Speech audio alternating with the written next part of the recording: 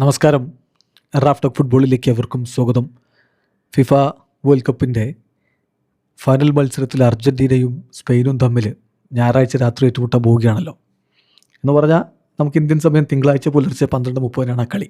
ഈ രണ്ട് ടീമുകൾ തമ്മിൽ ഇതുവരെ ഏറ്റുമുട്ടിയതിൽ ആർക്കാണ് മുൻതൂക്കം? അതുപോലെ ഏറ്റവും ഒടുവിൽ നടന്ന കളിയിലെ റിസൾട്ട് എന്താണ്? വേൾഡ് കപ്പിൽ ഇവർ തമ്മിൽ ഏറ്റുമുട്ടിയപ്പോൾ എന്താണ് സംഭവിച്ചിട്ടുള്ളത്? ഇത്തരം കാര്യങ്ങൾ നമ്മളൊന്ന് പരിശോധിക്കുകയാണ്. ഒരുപക്ഷെ ഫുട്ബോൾ ചരിത്രത്തിൽ തന്നെ മോസ്റ്റ് ബാലൻസ്ഡ് ആയിട്ടുള്ള ഒരു ഹെഡ് ടു ഹെഡ് റെക്കോർഡാണ് ഇവർ തമ്മിൽ ഉണ്ടായിട്ടുള്ളത്.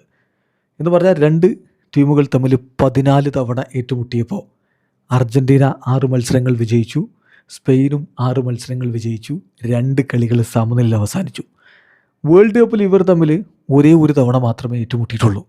അത് 1966 വേൾഡ് കപ്പിൻ്റെ ഗ്രൂപ്പ് സ്റ്റേജിലാണ്.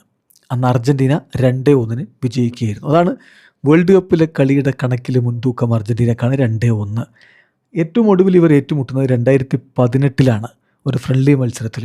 അന്ന് അർജൻറ്റീനയെ സ്പെയിന് 6-1 തകർത്ത് തരിപ്പണമാക്കി വിട്ടതാണ്.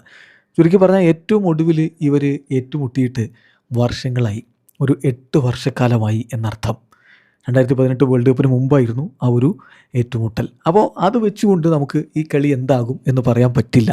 ഈ കളി എന്താകും എന്ന് പറയാൻ പറ്റുമായിരുന്ന ഒരു കളി നടക്കേണ്ടതുണ്ടായിരുന്നു. അത് പക്ഷേ നടന്നില്ല. അതായത് ഫൈനലിസിമ മാർച്ച് മാസത്തിലേക്കാണ് അത് ഷെഡ്യൂൾ ചെയ്തിരുന്നത്. 2026 മാർച്ച് മാസത്തിലേക്ക്.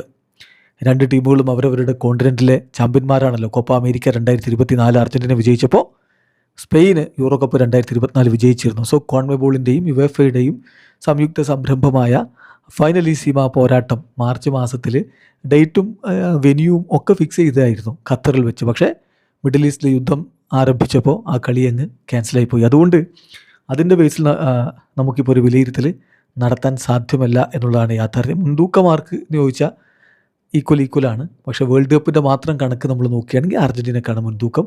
പിന്നെ വേണമെങ്കിൽ ഫിഫ റാങ്കിങ് നമുക്ക് ബേസാക്കി എടുക്കാം. അങ്ങനെ നോക്കിയാലും 1-ാം സ്ഥാനത്ത് അർജൻറ്റീന, 2-ാം സ്ഥാനത്ത് സ്പെയിൻ എന്നുള്ളതാണ്. പക്ഷേ കളിക്കളത്തിൽ എന്ത് സംഭവിക്കുന്നത് കാത്തിരുന്ന് കാണാം. വീഡിയോ അവസാനിക്കുന്നു. ഫുട്ബോൾ ലോകത്ത് കൂടുതൽ വിശേഷങ്ങളുമായി റാഫ് ടോക്സ് എത്താം.